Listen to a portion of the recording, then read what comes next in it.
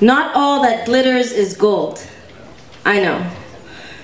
But whenever I dream of Viet Nam, I see the sea that surrounds it and the glistening on its surface from what appears to be rays of light's reflection.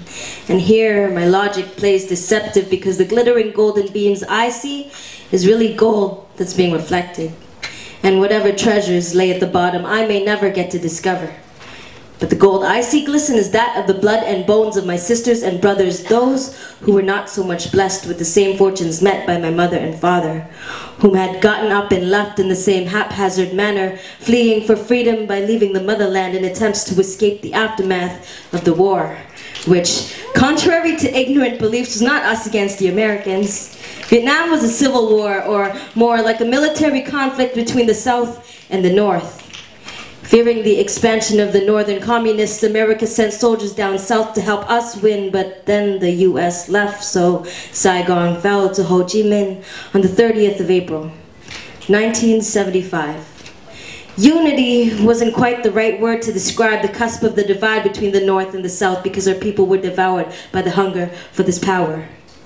Leaving the country at that time was considered illegal. But despite those consequences, to stay there was lethal. So for countless nights upon nights, it was run to the boats before they see you. Forget everything you were, you are now Vietnamese boat people. Take along nothing with you except the amount of gold that you can hold in your anatomy, so you can sell it when you land.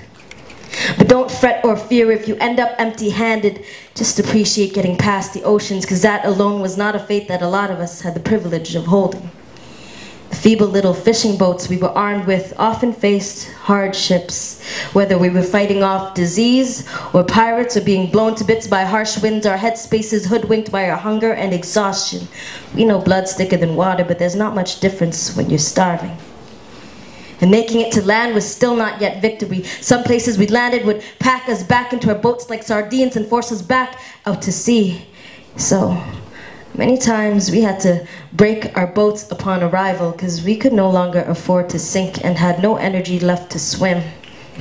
With an escape plan so shady, we knew our chances of survival would be slim, but still, we had that get free or die trying mentality, so we had to get free.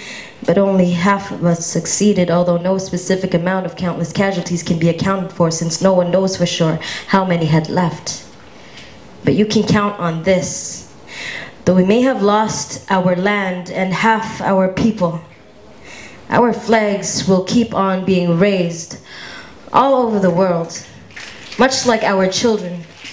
And it will be through them that our stories and our spirits keep on living. Thank you.